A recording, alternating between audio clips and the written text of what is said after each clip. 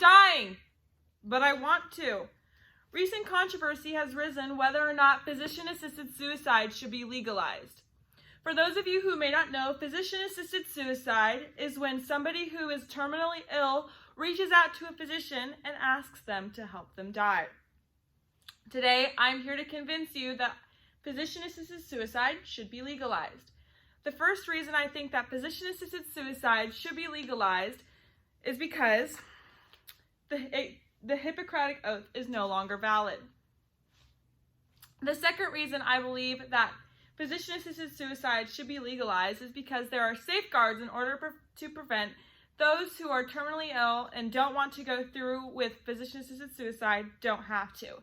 The third reason I believe that physician-assisted suicide should be legalized is because prescription medications can often be more painful than death itself. So let's take a look at my first reason. The Hippocratic Oath is no longer valued and physician-assisted suicide doesn't actually break it. Michael Strauss, who's a doctor, says that the oath directs the physicians, including himself, to help the sick. So, a modern interpretation of this may be, do what is best for the patient and is what is in his or her best interest.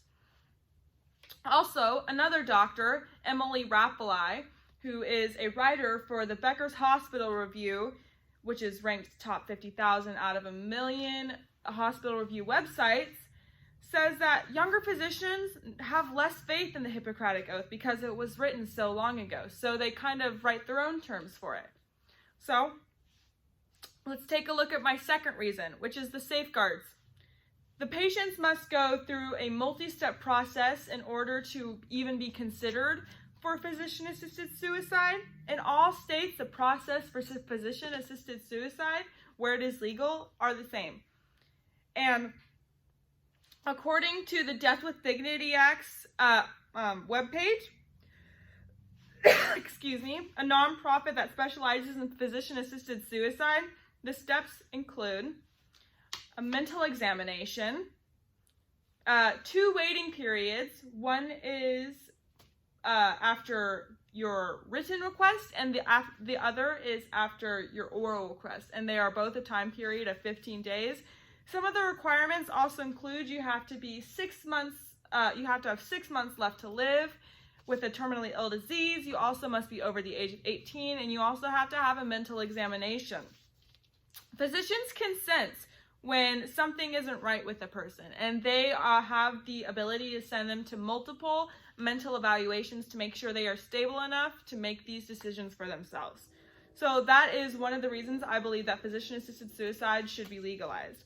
My third reason for physician-assisted suicide to be legalized is that many powerful pain medications can often be more painful than death itself.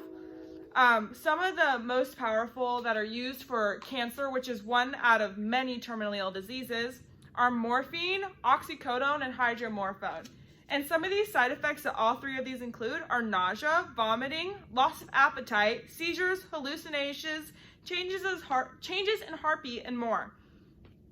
I got this information from Medline Plus, which is a government website that roots from the largest medicine library in the world. And these side effects are super painful and destructive mentally and physically.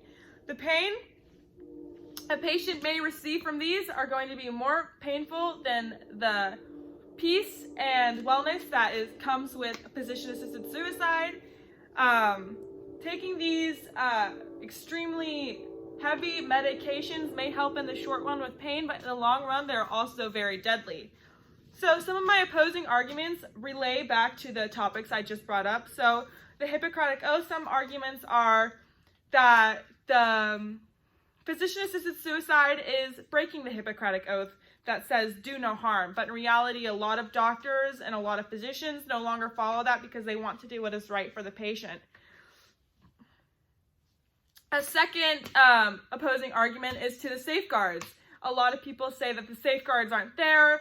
People are going to kill themselves all willy-nilly. They're going to take advantage of this. But in reality, there is a multi-step process that not a lot of people who figure out what it is are going to actually go through with it if they are not in extreme amount of pain.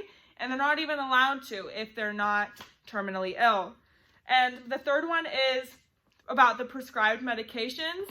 And, you know, people are saying, oh, well, life can't be that bad with prescribed medications. But really, some people, they don't have to feel what these other people are going through, you know? They're just going through their daily lives, not having to feel the pain that comes with these medications. And sometimes death, honestly, would be easier. And I know that sounds blunt, but it's the truth. So let's recap. Today, I was here to convince you that physician-assisted suicide should be legalized.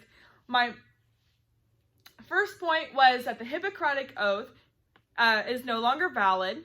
My second point was that the safeguards are there to prevent those who don't want to kill themselves not to.